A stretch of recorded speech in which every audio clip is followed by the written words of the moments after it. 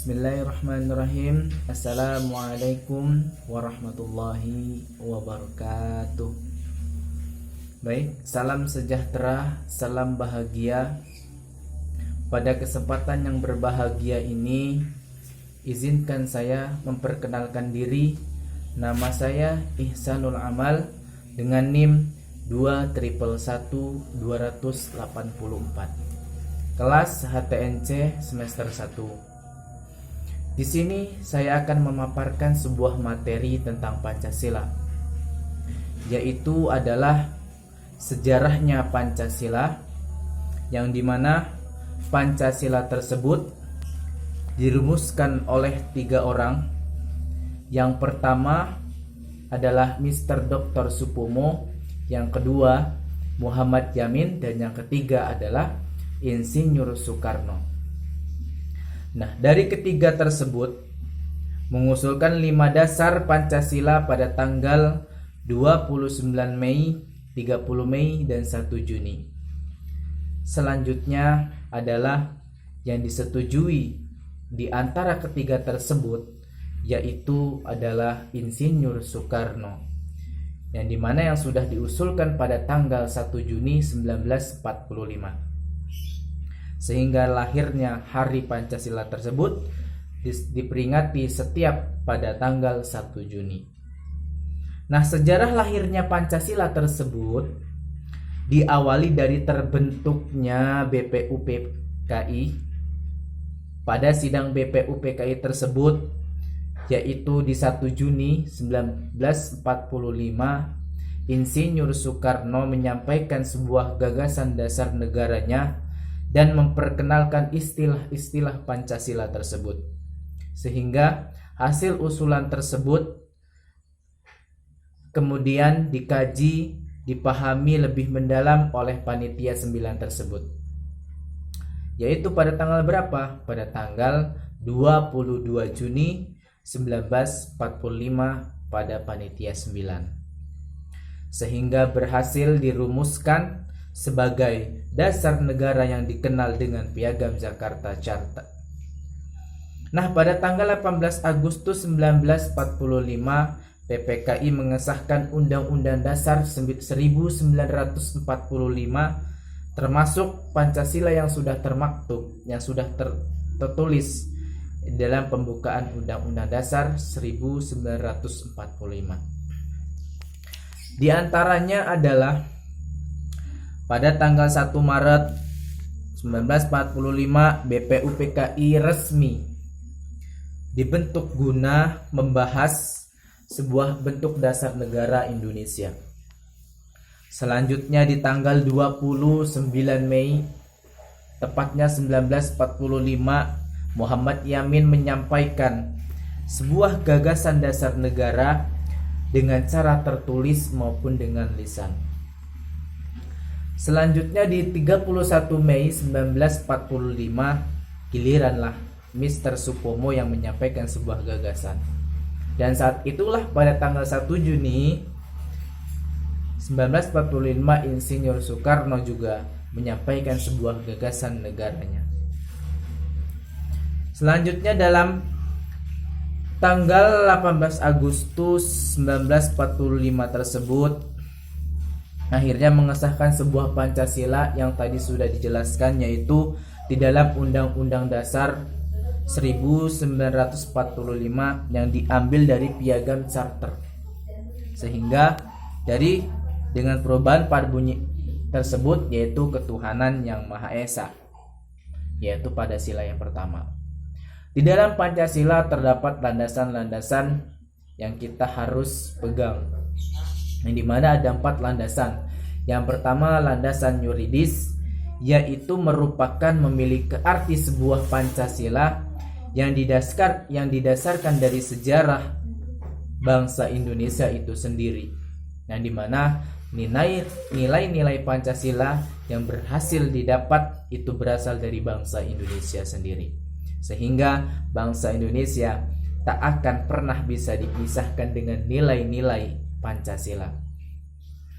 Dan yang kedua adalah landasan kultural, yaitu merupakan sebuah Pancasila yang didasarkan dari nilai-nilai budaya, adat istiadat, ras maupun agama.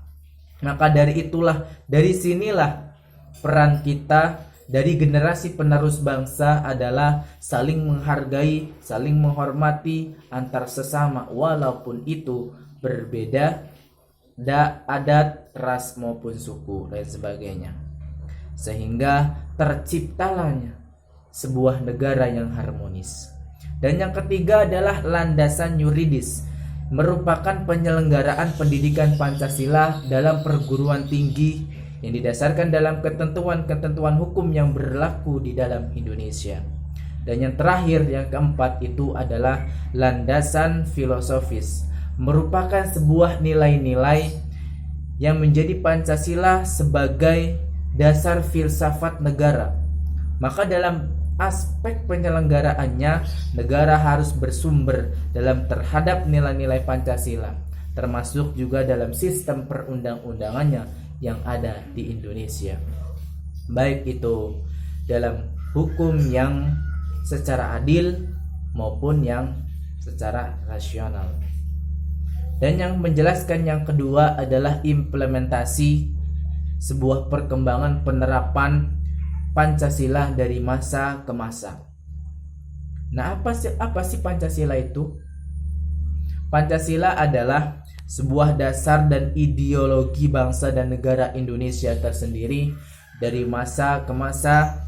Nah, Pancasila tersebut senantiasa dijadikan dasar atau inspirasi oleh seluruh elemen-elemen masyarakat yang ada di Indonesia, sehingga kita dapat menjalankan kehidupan sehari-hari yang begitu secara harmonis dan lain sebagainya. Termasuk dalam pembahasan perkembangan ini adalah yang memaparkan sebuah masa Orde Lama, Orde Baru, dan masa reformasi. Nah, masa Orde Lama ini, saat ini Pancasila masih dalam pencarian bentuk hingga pada akhirnya lahir pada tanggal 1 Juni 1945 ini. Jadi masih dalam pencarian bentuk Pancasila tersebut.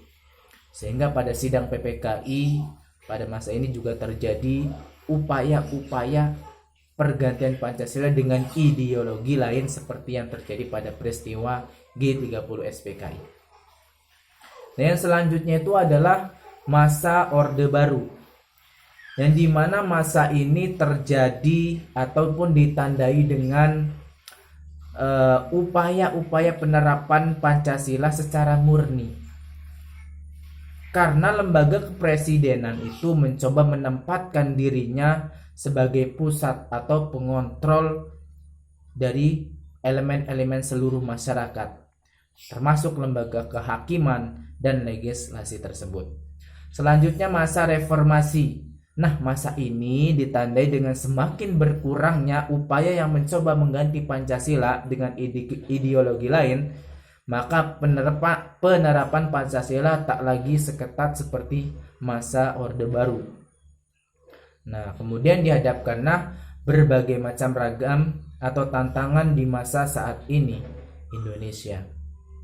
Yang selanjutnya adalah studi kasus penerapan Pancasila di kehidupan berbangsa, yaitu ada 5. Nah, seperti halnya Pancasila, yang pertama adalah nilai ketuhanan yang berbunyi, sila yang pertama, ketuhanan yang Maha Esa.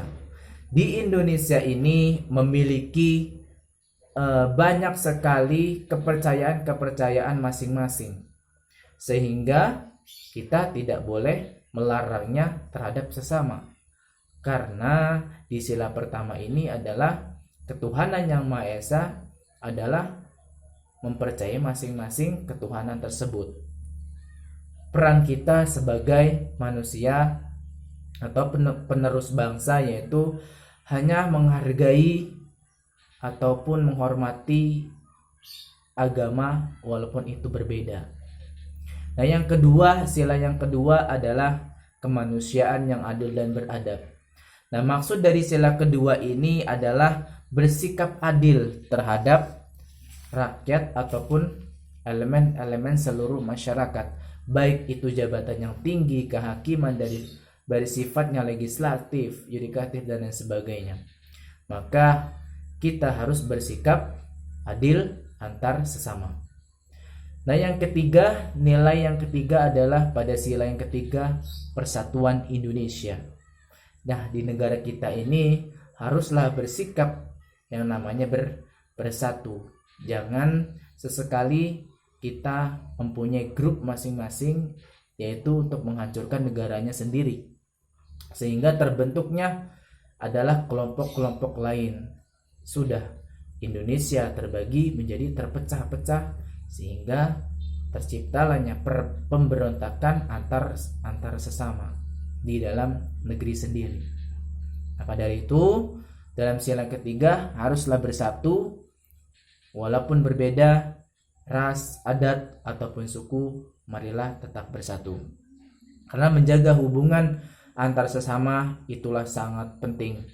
Meski itu berbeda, kita harus menjalin yang namanya ukhuwah ataupun silaturahmi.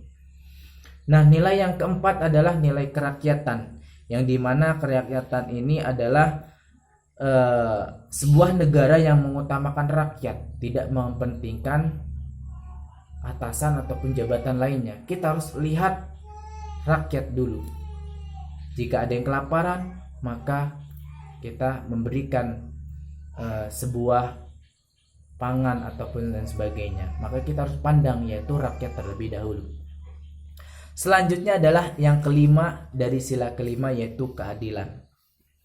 Yaitu nilai keadilan inilah sangat penting. Kita harus bisa bersikap adil antar sesama walaupun berbeda-beda orang, baik itu kaya maupun miskin.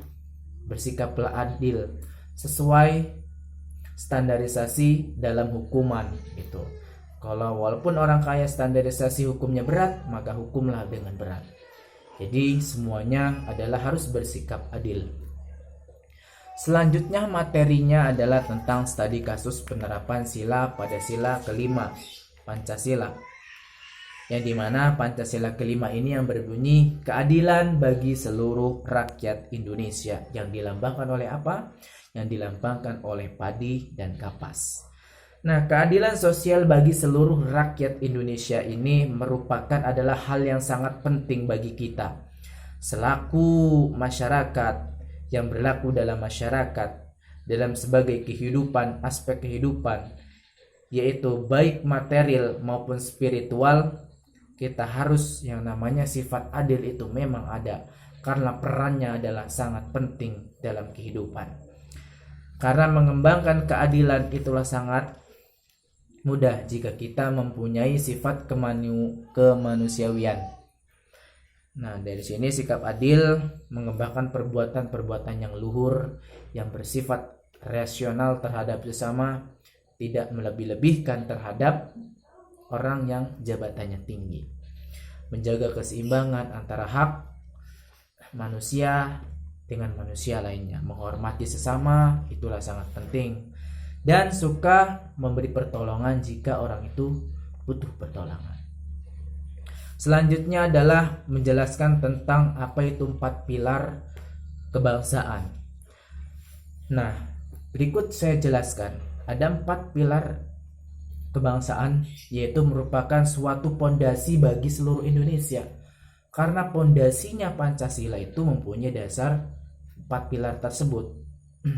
Supaya Indonesia tidak terjadi yang namanya terpecah belah antar sesama.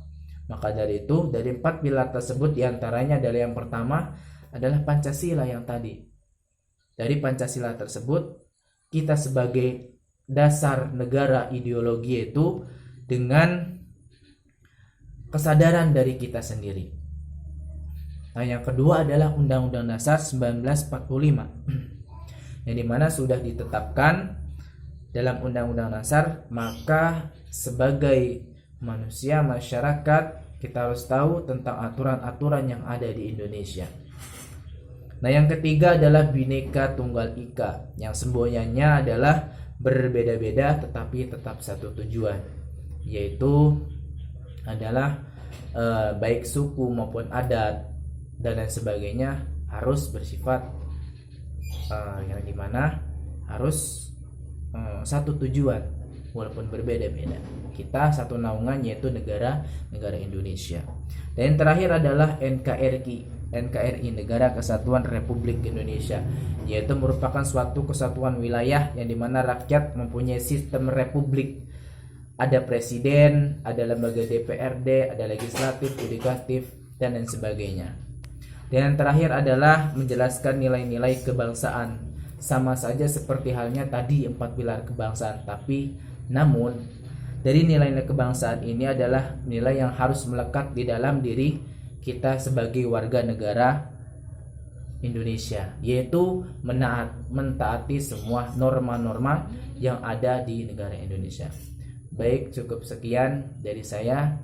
Kurang lebihnya mohon maaf. Wassalamualaikum warahmatullahi wabarakatuh.